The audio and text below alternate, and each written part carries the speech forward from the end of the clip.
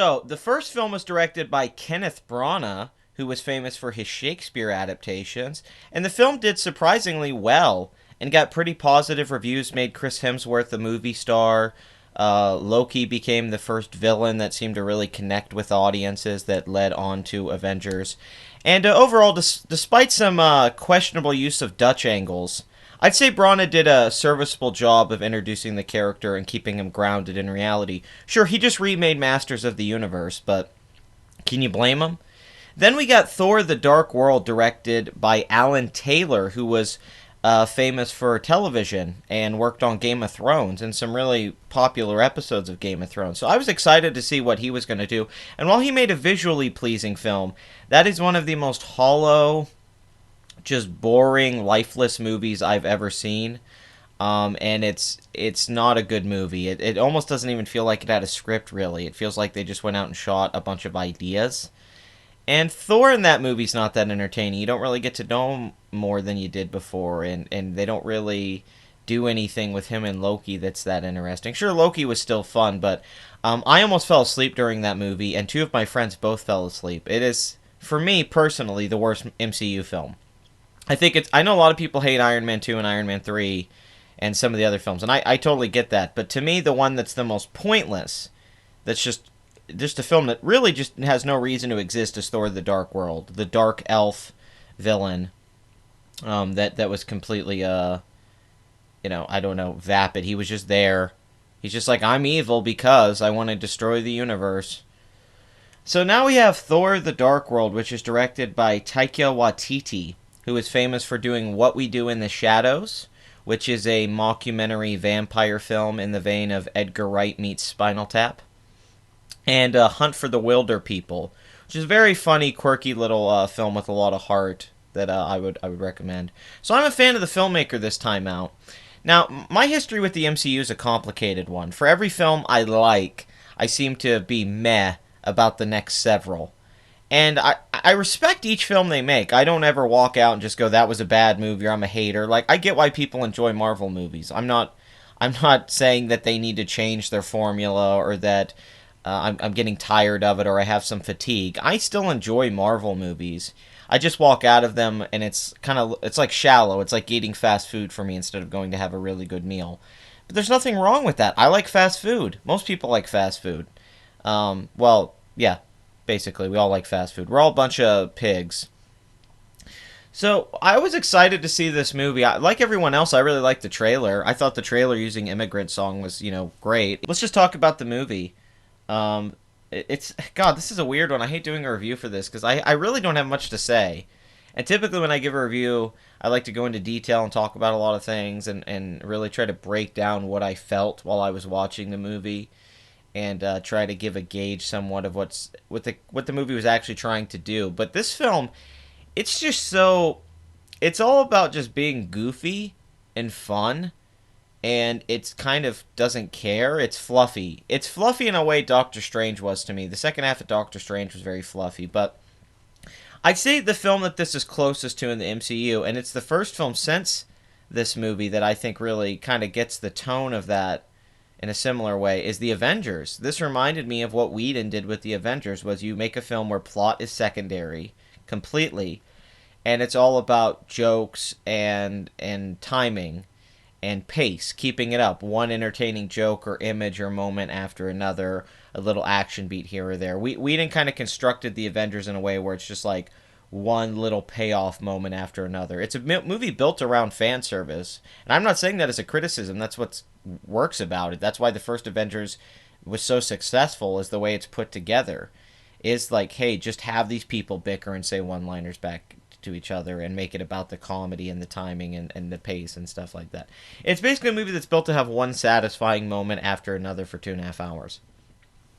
So Thor 3, Thor Ragnarok, kind of falls into that category. It's a film that is, from the very beginning, jokey.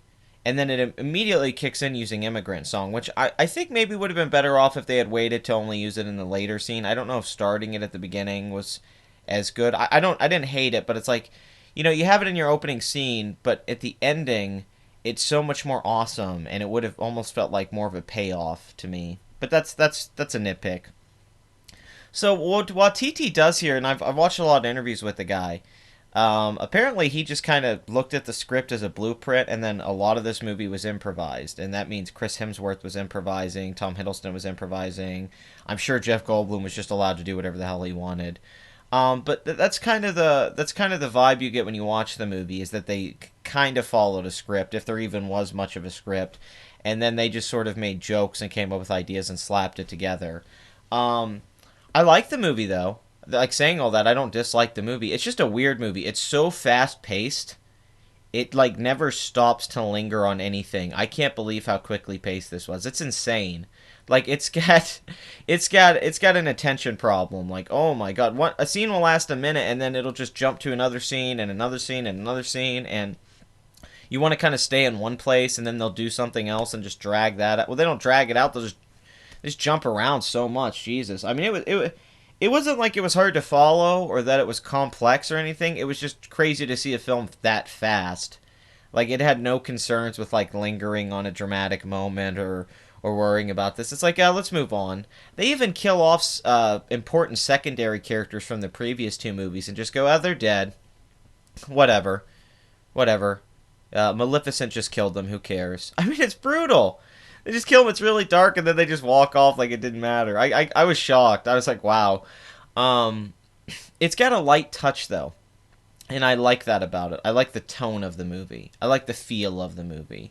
It reminded me of like Terry Gilliam at his most absurd, mixed with I don't know Jim Henson Labyrinth Dark Crystal era. I know a lot of people are saying it kind of feels like the Flash Gordon film from the early 80s, and I get that, but I think, for me personally, the world that this is in reminded me more in a lot of ways of something of that ilk. But that's just me. I kind of felt that way. I did like the world. The world was cool. That like garbage trash planet that Thor lands on is really cool. The Hulk's great in this. Obviously, the Hulk's really good in this actually, and so is Mark Ruffalo. Underused though, like really, really underused. It's unfortunate. Like it sucks. He's not in this movie that much. When I saw the trailers, I thought this was going to be a buddy comedy between Thor and Bruce Banner, and it was about them kind of teaming up. It's not really that movie, and I'm not saying that as a criticism. I really liked Mark Ruffalo in this as Bruce Banner, and I feel like he could have been more. He could have been in the movie more. He could have done more. And it feels like he's just there for some Hulk moments and for a couple big jokes and to help the movie feel a little bit more connected to the whole universe, which is, fine. I get that that's how they play with this stuff, but I don't know. I think Hemsworth and Ruffalo together was like a genius idea, and they should have kind of just went with that totally.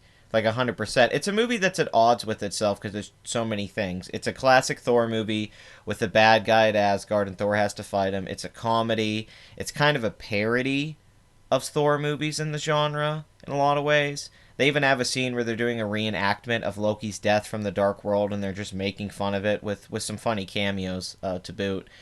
And then it's a movie that tries to be an action film, like an awesome 80s action film, and then I don't know, it's kind of like an adventure film, a buddy film, a classic hero's journey, and then it's just a lot like a lot of other Thor movies. It reminded me a lot of the first two, with its first act and third act. Now the difference was tone. The tone was different, and the actual action scenes were a lot better done. But it still kind of gave me that vibe of like, okay, some evil entity, some evil presence in the universe is going to do something bad, and Thor has to stop it basically and learn a lesson. It's always about Thor learning a lesson, or unlocking some side to himself that he didn't know. Luckily, Waititi doesn't care about that stuff so much. He's more concerned with the spectacle. He's more concerned with the fun, which was the right idea. I think the movie's a little too long. It's probably 15 minutes too long. There was a cut that I think was like 100-something minutes, and I can see why he did that. It's not like the film bored me, but I don't know if it needed to be 2 hours and 10 minutes. Like the kind of film it is, it probably could have benefited from being a little tighter. That way you would go, oh wow, like I'm not even saying cutting that much. Like 15 minutes would make it about 115 minutes long. I think that's a perfect length for this movie. Is right under 2 hours, and that way everything would hit really well. But the pacing, it's just what it is. It's like they shot a lot of footage and they just cut it up really quick to keep this momentum going. Thor is still the god of thunder. He's hanging out at the beginning of the movie, talking to the audience, but not really. But it's kind of a clever play. At that point, I thought the story was going to be Thor like narrating over and telling you this story, and I thought, oh, that's a cool little trick. It's going to be like Deadpool, but they didn't do that. But that's just what I thought when the movie started. I was like, oh, they're going to have Thor narrate, do voiceover, and like comedy stuff, which would have been clever actually in retrospect. Um, but this really funny opening scene and a really cool action scene. And they actually do stuff with this hammer in this movie that they didn't do in the previous films. So they actually kind of really show you the damage that the hammer does. And they went back to the Thor that I like that Whedon writes in the Avengers films. And I'm talking about Thor in the MCU. I like that comedic Thor. I like this Thor that's kind of like this metalhead that comes into a room and doesn't realize the way he is. Like the funniest scene in the first Thor to me is when he's smashing the mug and going, another! And I think that stuff's brilliant. I really do. And I think this kind of taps into that a little bit. But they go here for more charming, happy, fun guy. He's like a big kid. You want to give him a hug. And Chris Hemsworth's really charming, actually, doing that. But I like comedic Thor. I think Whedon get that too. There's that funny scene in Age of Ultron where he's like, "We will hear the screams of our enemies as they die," and that stuff's so funny. Really liked him. He was actually great in this. He actually gave a very charismatic leading man performance controlled. It put him over the top. It put him in a new place. This to me is what Winter Soldier did to Chris Evans, where that made him as Captain America really get pushed up in the pedigree for people and put him right there with Robert Downey Jr. in a lot of ways. I feel like this movie's going to help Chris Hemsworth as Thor become more popular just in general because the character's really likable here. He's just really likable and charming. And Waititi probably leans on that charm a little bit too much and kind of forgets to tell a story sometimes. But can you blame him? Really? Can you blame him for doing that? I would probably do the same thing. Why wouldn't you lean on Chris Hemsworth? He's got biceps that are bigger than my entire head. So the thing about it, though, is Loki gets introduced and he's being piece of crap Loki again, classic Loki, which is very fun. They introduce a new character.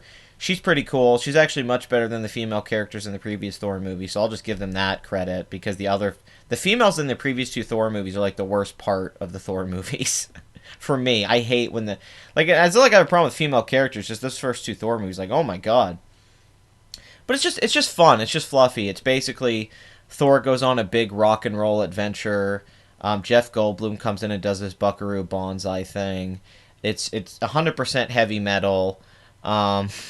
And it all wraps up with a big package of just action beats. I wasn't 100% in love with everything in Asgard at the end, and I'm not really sure that the finale. I mean, it's satisfying, but it's just kind of like, oh, it's all right. I mean, there's some cool moments. It really is, but for the most part, my favorite moments in this movie are the small ones. It's when Hulk and Thor are talking in their room together.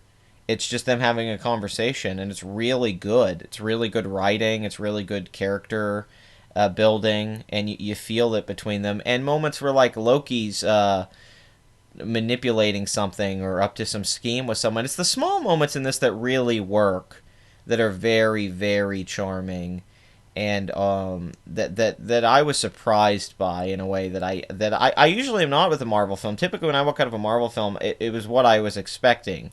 Spider-Man: Homecoming was pretty much what I thought it was going to be. Doctor Strange, Ant-Man, and those aren't negatives. It's just like, okay, this is okay. This is what I thought it was going to be. This movie surprised me. It had qualities I wasn't expecting it to have.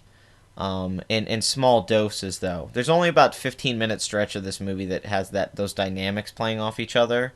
And it's really good when characters are in conflict, not knowing everything about each other, and trying to figure out what's really going on. That's interesting, and that's why it kind of has that Avengers vibe, because the Avengers was all about the characters not really knowing each other entirely and trying to feel each other out. You get that vibe in this movie that everyone's trying to kind of pick up on what's going on and what people are doing. And I like that. I like that a lot. Doctor Strange makes a cameo for a few minutes, and I actually... Crazy enough, I actually think I enjoyed Benedict Cumberbatch's Doctor Strange more in this movie for like 3 minutes than I did the entirety of his Doctor Strange movie. And I like that Doctor Strange movie. But he felt so close to the character here to me, and the way they did the editing of that and everything and the movement was closer to me. For me, to me, that's the feeling I get of Doctor Strange in the comic books. Tonally, that's the feeling I get way more. Is just the constant, what, is he here? Is he there? What's going on? I don't know. There was something deadpan about what he was doing that was really funny. Kate Blanchett as the villain. Very, very entertaining performance. She's basically acting against herself whenever Carl Urban's on screen. Carl Urban in a thankless role. Thankless role. I love that guy. Love him in Lord of the Rings. Love him as Dredd. Love him in Star Trek. And man, what a crappy role. Like he's just the jokey side character they give an arc to that and he has one of the worst lines in the movie. It's basically that line from Superman 2.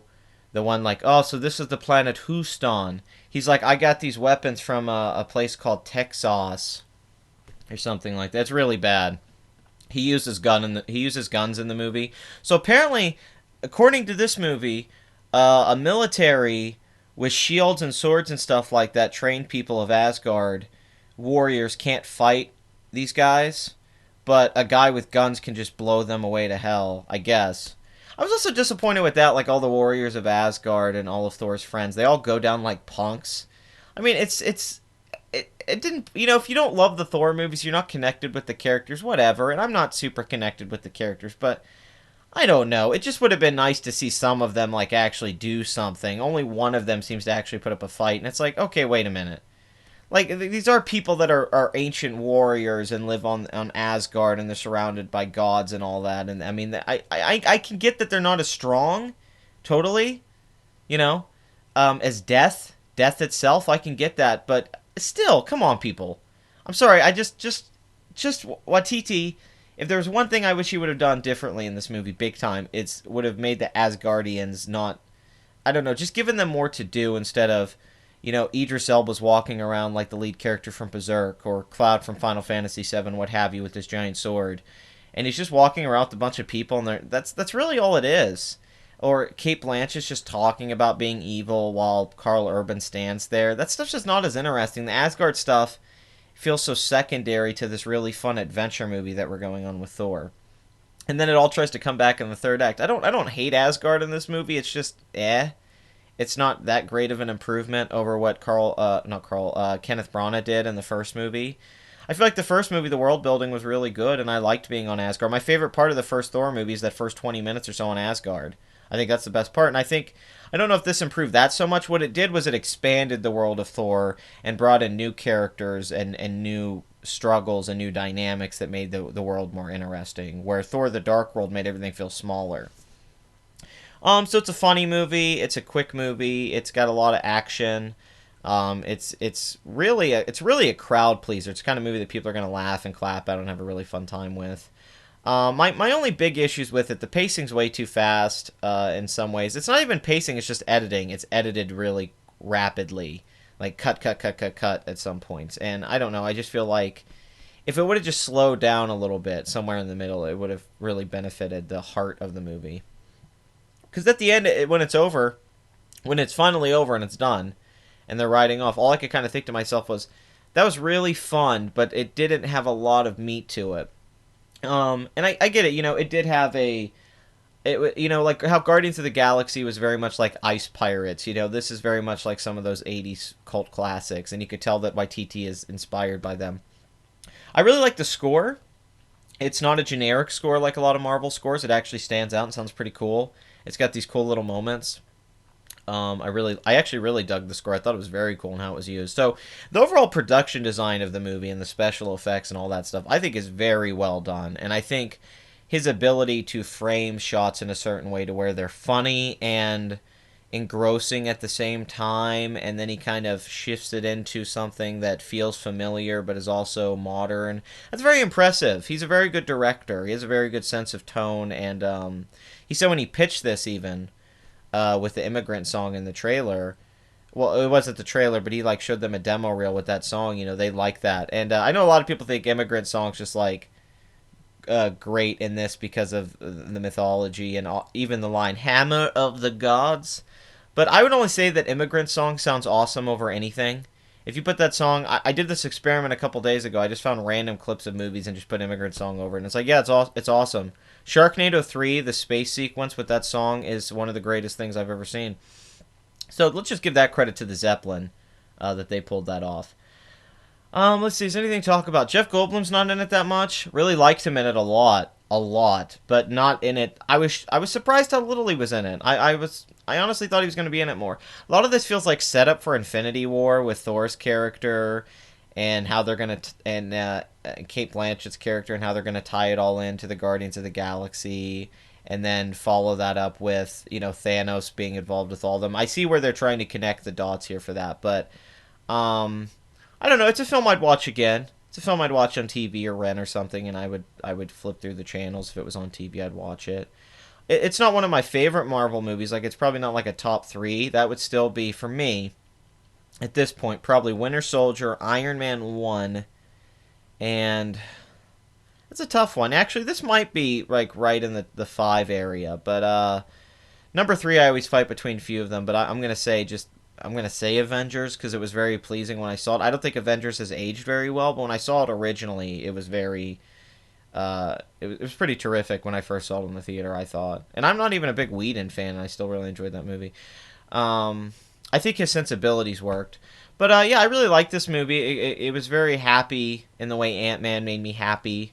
It's a comedy. It's a straight-up comedy. It's very much like Guardians of the Galaxy in that way, what James Gunn did. Let's just make a joke out of a lot of these things. But don't lose the heart in the characters and their struggles. I think he gave his characters a lot of motivations. I'm not sure the characters in Ragnarok have too many motivations. But that you don't always need that stuff. You don't always need that stuff to make a good, entertaining movie. Sometimes you just have to have a solid enough foundation, and then a lot of details. Details matter. What you choose to show, the sets, the designs of everything, the sound, the special effects, the pitch.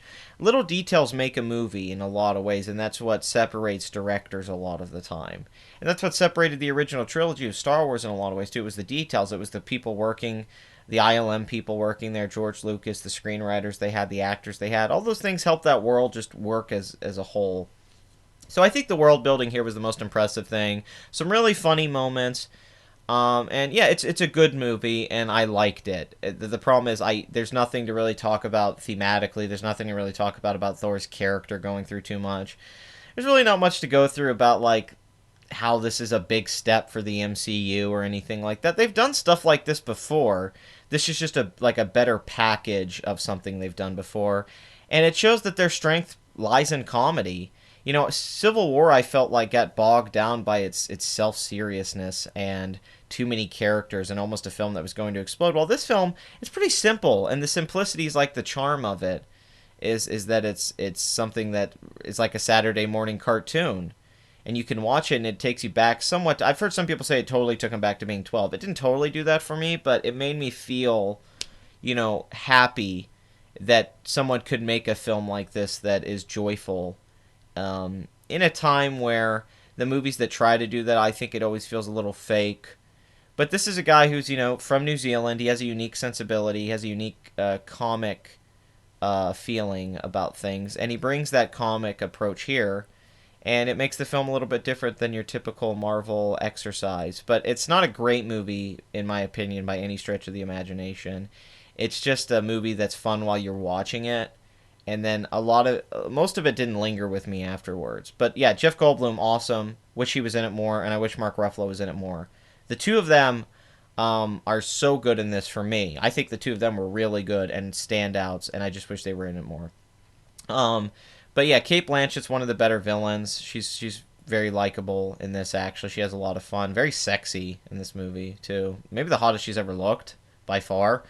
Yeah, she looks great. She's like 48 years old and looks terrific.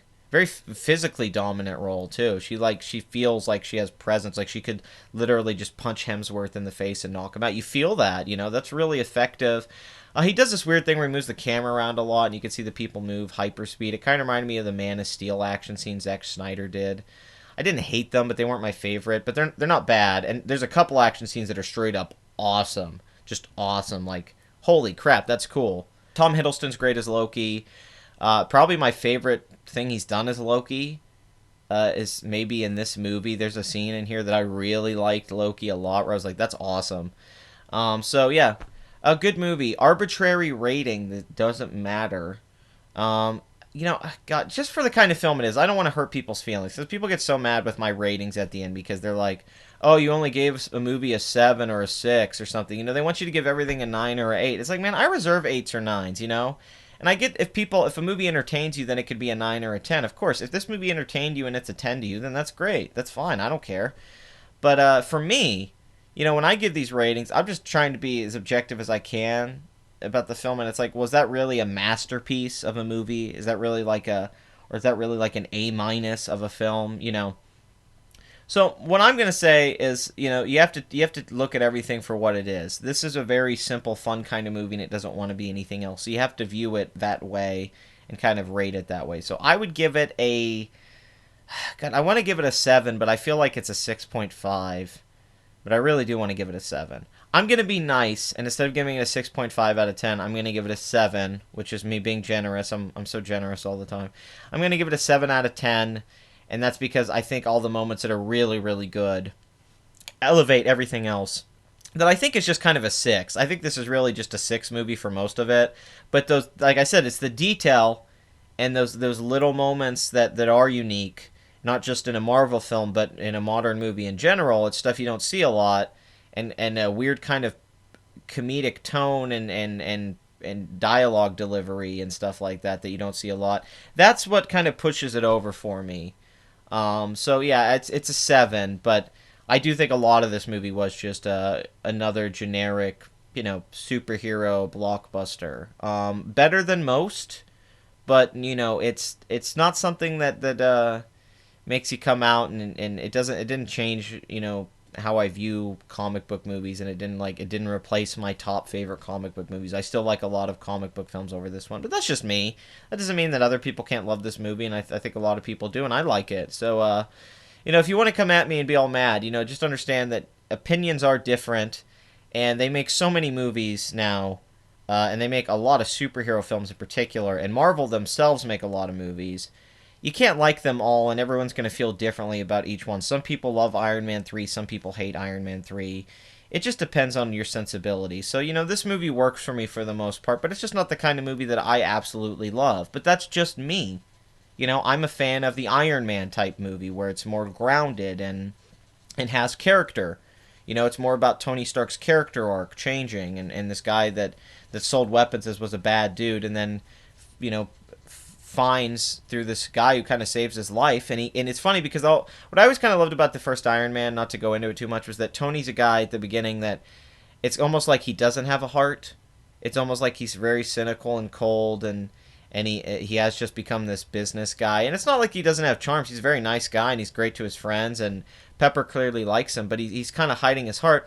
And what I kind of love about the movie is that he has like a fake heart, really. Well, not a fake heart, but he gets a new heart in a sense, and then he becomes more human with that new heart. Like, he's more human and more of the guy he could be as Iron Man than he could ever be as Tony Stark. And I just love that kind of stuff, and that's what really made me connect with that movie. And same with Winter Soldier and what he went through. And I just didn't quite feel that for Thor in this.